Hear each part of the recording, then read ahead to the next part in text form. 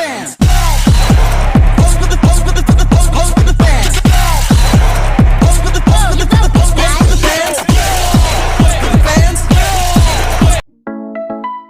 Hari ini saya akan membentangkan tentang kepentingan keselamatan air. Keselamatan air sangat penting kerana ia membantu mencegah lemas dan kemalangan berkaitan air. Dengan memahami peraturan dan sentiasa berhati-hati, kita dapat mengurangkan risiko kecederaan semasa berada di kawasan air. Selain itu, keselamatan air juga menggalakkan tingkah laku selamat di kolam renang, sungai dan pantai. Ini termasuk elakkan berlari, memeriksa ke dalam air serta mematuhi tanda amaran. Keselamatan air turut melindungi kanak-kanak dan individu yang kurang mahir berenang. Dengan pengawasan yang betul, penggunaan jaket keselamatan dan tidak bermain terlalu jauh, kita dapat mengelakkan situasi berbahaya. Akhir sekali, mematuhi langkah keselamatan membolehkan kita menikmati aktiviti air dengan lebih selamat dan bertanggungjawab.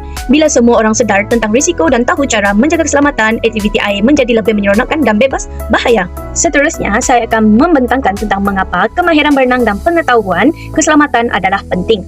Ia kerana pertama, membantu mengurangkan risiko lemas dan kemalangan. Bila kita tahu apa yang perlu dibuat, kita lebih selamat setiap kali kita berada dekat dengan air.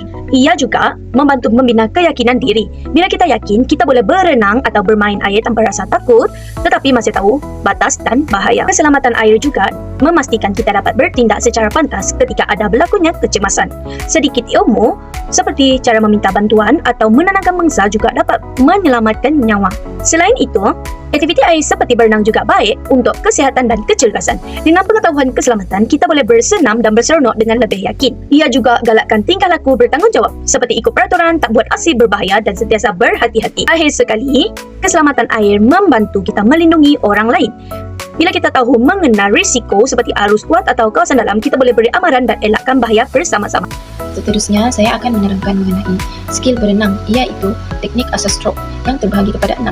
Yang pertama adalah butterfly, yang kedua adalah front crawl, ketiga adalah breaststroke, keempat side stroke, kelima backstroke, dan keenam adalah freestyle. Keenam-enam teknik asas ini kebiasaannya digunakan oleh atlet para perenang dalam pertandingan. Seterusnya, teknik asas berenang yang lain iaitu floating ataupun terapung. Bagaimana caranya untuk kita terapung di atas air? Yang pertama, kita hendaklah rilekskan tubuh badan dan bernafas secara perlahan. Terus itu, letakkan badan anda dan langkungkan badan anda di atas air. Sesuaikan kedudukan badan dan anda akan mulai terapung di atas air. Seterusnya adalah breathing teknik ataupun teknik pernafasan. Yang pertama, kita hendaklah menghembuskan nafas di dalam air. Yang kedua, kekalkan posisi kepala dalam keadaan yang natural. Yang ketiga adalah pusing badan untuk menyedut udara. Yang ketiga, masak kita untuk menarik nafas.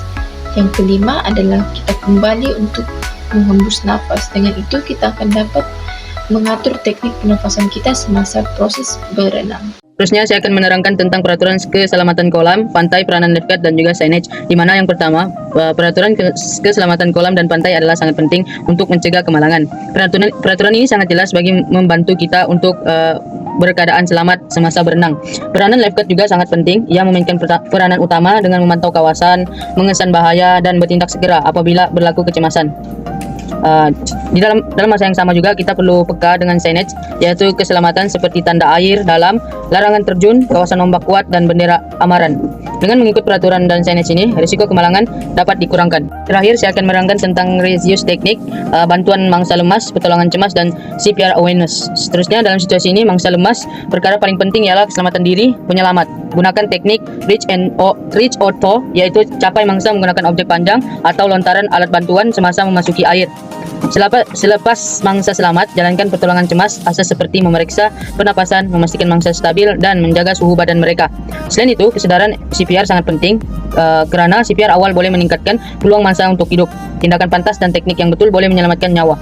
Baiklah, untuk bahagian kesimpulan pula, untuk pembentahan kami ialah terdapat 3 perkara penting dalam topik ini. Perkara pertama yang kita dapat pelajari dalam topik ini, yang pertama ialah kemahiran berenang seperti terapung, kawalan pernafasan dan juga teknik asas renang. Dengan teknik asas ini, kita dapat belajar untuk rasa lebih yakin dan juga selamat ketika berada di dalam air. Hal ini juga dapat membantu kita untuk mengurangkan lagi rasa cemas semasa di dalam area kita berenang. Perkara kedua pula ialah dengan mengetahui sedikit sebanyak tentang peraturan keselamatan di dalam kawasan air ataupun kawasan berenang. Seperti mematuhi peraturan di dalam kawasan-kawasan berenang seperti kawasan kolam renang, dan juga sebelum kita berenang kita perlu membuat pemeriksaan kedalaman kolam tersebut. Dan bagi kanak-kanak yang tidak tahu berenang ataupun kurang dalam skill berenang, digalakkan untuk memakai life jacket untuk mengelakkan sebarang kecederaan ataupun bahaya berlaku. Baiklah, untuk yang seterusnya ialah kemahiran untuk asas menyelamat dan juga CPR. Ini dapat membantu kita dalam menyelamatkan orang sekeliling kita dan juga menyelamatkan kita daripada berlakunya kemalangan yang tidak jarang berlaku di dalam kolam, seperti lemas. Dengan mengetahui asas menyelamat ini, kita dapat membantu orang sekeliling kita. Hal ini juga dapat membantu kita untuk mengurangkan lagi kes-kes lemas yang ada di persekitaran kita. Maka dengan keseluruhan kesimpulannya, kemahiran berenang dan juga keselamatan air dan juga teknik asas untuk menyelamat ini sangat penting untuk kehidupan kita sehari-harian dan juga dapat mengurangkan lagi risiko lemas yang terdapat di sekitar kita.